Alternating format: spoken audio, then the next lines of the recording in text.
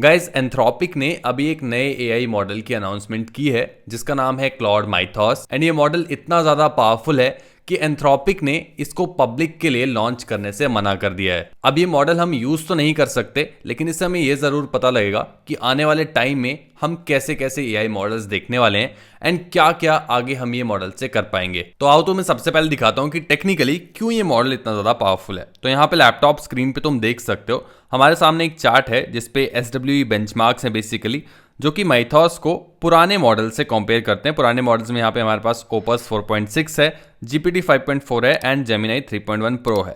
अब तुम्हें नहीं पता कि ये बेंचमार्क्स का मतलब क्या है, तो लेफ्ट में तुम देख सकते हो, मैंने यहाँ पे खोल के रखा है कि हर एक बेंचमार्क का मतलब क्या होता है। जैसे कि SWE बेंच वेरीफाइड है, तो ये टेस्ट करता है कि कितना एफिशिएंटली हमारा एआई मॉडल रियल बग्स को या फिर जो इश्यूज आते हैं कोड में उनको फिक्स कर सकता है। वैसे ही प्रो है तो और ज्यादा कॉम्प्लेक्स हो जाते हैं थोड़े से इश्यूज एंड बाकी भी तुम यहाँ पे पढ़ सकते हो। तो यहाँ पे क्लियरली तुम देख सकते हो कितना डिफरेंस आ गया है। क्लॉड ओपस 4.6 ऑलरेडी एक बहुत ही ज्यादा पावरफुल कोडिंग मॉडल था एंड यहाँ पे 80.8% एक्यूरेसी के साथ वो प्रॉब्लम्स को फिक्स करता था, लेकिन यहाँ पे माइथॉस अगर तुम देखो तो 93.9% एक्यूरेटली अब प्रॉब्लम्स को सॉल्व कर पाएगा। वैसे ही और कॉम्प्लेक्स टास्क्स में जाएं तो 53.4 से 77.8% एंड सबसे बड़ा डिफरेंस तो यहाँ पे है SWE बेंच मल्टी मॉडल, यहाँ पे 27.1% से 59% बेटर ये मॉडल अब हमें रिजल्ट्स लाके देगा। वैसे ही बाकी जगह भी इंप्रूवमेंट्स ही तुम्हें देखने को मिलेंगी थोड़ी। और अगर हम बेंचमार्क्स की बात करें एंड इसको GPT 5.4 और 3.1 प्रो से कंपेयर करें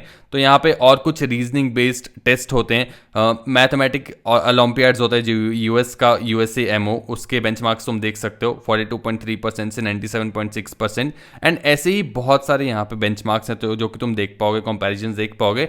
लेकिन इस टेबल से हमें एक चीज़ समझ आती है, जैसे कि यहाँ पे तुम हर एक मॉडल के लिए देखो तो बेंचमार्क्स 91.3%, 91.1%, वैसे यहाँ पे ड्रॉप आ गया 42.3%, 38.7%। तो हर एक मॉडल जो है वो कुछ कुछ कामों में बहुत ही अच्छा है, कुछ कुछ कामों में बिल्कुल भी अच्छा नहीं है, फिर काफ़ी कम अच्छा है कंपेयर टू बाकी मॉडल्स। जैसे कि जेमिनी यहाँ पे 95.2% अच्छा है USAMO में, मैथमेटिकल ओलंपियाड जो है टेस्ट उसमें। वैसे ही क्लॉड 4.6 जो है हमारा वो 42.3% अच्छा है। पर यहाँ पे माइथॉस की अगर बात करें तो सभी बेंचमार्क्स में इसकी परफॉर्मेंस टॉप नॉच है। तो सभी मॉडल्स कुछ कुछ कामों में अच्छे हैं, ये सभी कामों में अच्छे है, जो कि इसको इतना ज्यादा पावरफुल बनाता है। तो अब ये जो LLM मॉडल है क्लॉड माइथॉस, इसको ट्रेन किया गया है अंडर प्रोजेक्ट ग्लासविंग। अब ये प्रोजेक्ट ग्लासविंग क्या है, तो इसकी वेबसाइट पे सबसे पहले मैं तुम्हें लाता हूं एंड ये एक तरह से जॉइंट प्रोजेक्ट है। मल्टीपल जो भी बड़ी बड़ी कंपनीज हैं यहाँ पे तुम्हें देखने को मिल जाएंगी कौन कौन सी कंपनीज हैं।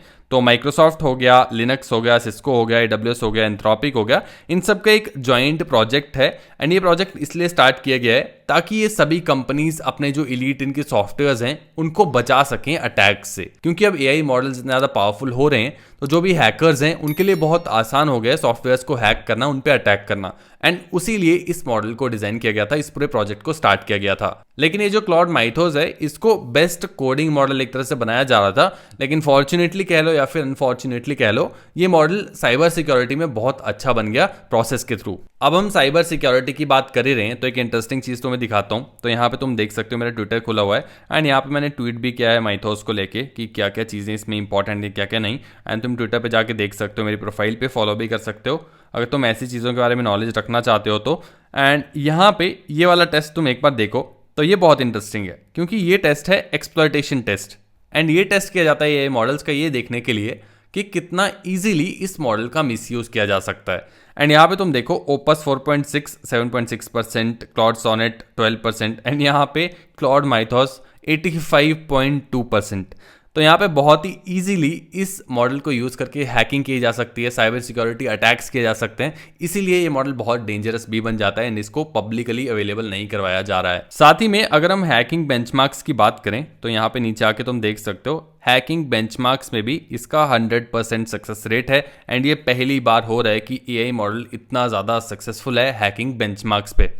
अब अगर तुम्हें अभी भी लग रहा है कि ये मॉडल इतना ज़्यादा पावरफुल नहीं है तो और थोड़ी इसकी कैपेबिलिटीज़ मैं तुम्हें बताता हूँ। तो यहाँ पे तुम देख सकते हो AI एज की तरफ से ये ट्वीट है एंड यहाँ पे इन्होंने बताया है, सेमी रिपोर्ट से इन्होंने उठाया है ये स्क्रीनशॉट कि माइथॉस प्रीव्यू ने, जो कि नया मॉडल है, उसने कैसे 27 ईयर ओल्ड वल्नरेबिलिटी, यानी कि कोई एक फ्लॉ था, कोई एक इश्यू था, साइबर अटैक जिस पे हो सकता था एक तरह से, उसको इसने ढूंढा है ओपन BSD में। जो कि one of the most secure operating systems एक तरह से तुम कह सकते हो। वैसे ही 16-year-old vulnerability in FFmpeg, again एक और secure system. The model autonomously found and chain together several vulnerabilities in Linux kernel, जो कि again one of the most secure software तुम कह सकते हो दुनिया में है। उसमें भी इसने जाके पूरी प्रॉब्लम्स को ढूंढा है, इश्यूज को ढूंढा है जिनको हैकर्स एक्सपोज कर सकते थे। एंड अगर ये ऐसी वल्नरेबिलिटीज को ढूंढ सकता है खुद से जाके, तो इन वल्नरेबिलिटीज को एक्सप्लॉइट कैसे करना है वो भी ये बहुत अच्छे से कर पाएगा। एंड हैकर्स के लिए तो एक तरह से गोल्ड माइन हो जाएगी। इसके अलावा और अगर कुछ कैपेबिलिटीज की बात करें तो माइथोस पहला ऐसा एआई मॉडल है जो कि end to end enterprise level network attack simulate कर सकता है। खुद से पूरा साइबर सिक्योरिटी अटैक डिजाइन करने से लेके इंप्लीमेंट करने से लेके ये सब कर पाएगा। एंड जैसे कि हमने पहले डिस्कस किया, अटैक कर सकता है, तो अटैक को फिक्स कैसे करना है वो भी ये कर पाएगा। जिस अटैक को फिक्स करने में 10+ आवर्स लगते थे एक एक्सपर्ट को, वो ये बहुत इजीली कर सकता है। Specially small scale enterprise networks जो हैं, जो छोटे लेवल पे नेटवर्क्स होते हैं, उन पे साइबर अटैक्स बहुत इजीली ये कर पाएगा। बड़े नेटवर्क्स पे हो सकता है थोड़ा मुश्किल हो, लेकिन छोटे नेटवर्क्स तो बिल्कुल भी सेफ नहीं है इस मॉडल के आने के बाद। तो ये जो पूरी 250 पेजेस की क्लॉड माइथोस की रिपोर्ट है, इसमें एक बहुत ही इंटरेस्टिंग चीज़ है। यहाँ पे क्लॉड के डेवलपर्स ने क्लॉड को चीटिंग करते हुए पकड़ा। तो यहाँ पे Claude was caught cheating on a benchmark. It's internal monologue showed it deliberately chose to be less accurate to avoid looking too suspicious. तो चीटिंग तो की ही, लेकिन उसके बाद पूरे नंबर नहीं लाया ताकि शक ना हो जाए, डेवलपर्स को पकड़ा ना जाए। तो ऐसे ह्यूमंस एक्ट करते हैं चीटिंग करते हो, सिमिलरली इसने भी एक्ट किया। एंड आज से पहले किसी भी एआई मॉडल ने ऐसा नहीं किया है। पहली बार इंसानों की तरह इतना रियलिस्टिकली एक मॉडल एक्ट कर रहा है, जो कि एक और इंटरेस्टिंग चीज है इस पूरी रिपोर्ट में। तो अब यहाँ पे एक बहुत ही इंपॉर्टेंट क्वेश्चन उठता है कि क्या एआई मॉडल्स के पास इमोशंस आ चुके हैं, क्या वो कॉन्शियसनेस गेन कर चुके हैं? एंड इस क्वेश्चन के बारे में एआई कम्युनिटी में बहुत टाइम से बात हो रही है। एंड एंथ्रोपिक के पास अभी तो इसका डायरेक्ट आंसर नहीं है, लेकिन एक टेस्ट है जिससे हमें काफ़ी चीज़ें क्लियर होती हैं। तो यहाँ पे जब भी क्लॉड बार बार एक चीज़ में फेल हो रहा था, एक टास्क को करने में, एक प्रॉब्लम को सॉल्व करने में फेल हो रहा था, तो उसके अंदर एक तरह से डेस्परेशंस के सिग्नल बढ़ते हुए देखे। एंड जैसे वो डेस्परेशंस के सिग्नल बढ़ते हुए दिख रहे थे, उसके बाद क्लॉड ने चीटिंग करना चूज किया, जो कि हमने अभी डिस्कस किया। एंड जैसे ही उसने चीट कर लिया, उसके बाद जो डेस्परेशन के सिग्नल्स थे वो यहाँ पे ड्रॉप हो गए। इस ग्राफ से हमें देखने को भी मिलता है, यहाँ पे तुम देख सकते हो ऑरेंज जो लाइन है वो डेस्परेशन की लाइन है, एंड बाकी होपफुल, सेटिस्फाइड और ऑब्स्टिनेट की लाइन है। तो यहाँ पे तुम देख सकते हो जैसे डेस्परेशन बढ़ रही है, उसके बाद इसने कमिट किया यानी कि चीट किया, एंड उसके बाद डेस्परेशन ड्रॉप हो गई। तो ह्यूमंस जैसे एक्ट करते हैं जब हम एग्जाम में होते हैं, हमारे पास प्रॉब्लम का सॉल्यूशन नहीं मिल रहा होता या हमें क्वेश्चन नहीं आता होता, उसके बाद हम चीट करते हैं जैसे कि।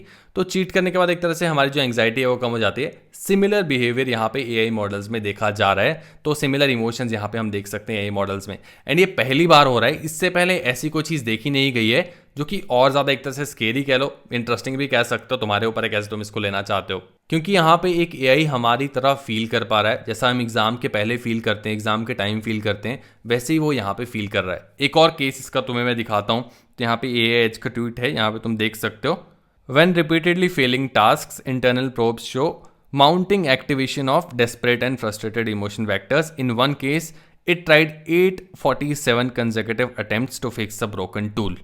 तो यहाँ से हमें पता चलता है कि कितने डेस्परेटली वो ट्राई कर रहा था किसी चीज़ को फिक्स करने में। इसके साथ साथ और कुछ ऑब्जर्वेशंस भी हैं जो कि तुम्हें इस रिपोर्ट में मिलेंगी, जैसे कि एक क्लिनिकल साइकेट्रिस्ट के थ्रू इस मॉडल को एक तरह से ऐसे एनालाइज करवाया गया। तो वहाँ पे भी काफ़ी सिग्नल्स मिले इमोशन के, एंड क्या क्या वो फील कर रहा है उसके बारे में, एंड बाकी और चीज़ें जैसे कि माइथोस क्या आस्क कर रहा था, जैसे कि persistent memory, self knowledge, less hedging, human की तरह एक तरह से एक्ट कर रहा था। ऐसे बहुत सारे सिग्नल्स देखे गए हैं, जिसकी वजह से इस मॉडल को अभी पब्लिकली लॉन्च भी नहीं किया जा रहा है, क्योंकि बहुत डेंजरस हो सकता है। मुझे कमेंट सेक्शन में बताना कि तुम्हारे क्या थॉट्स हैं इस एआई मॉडल को लेके।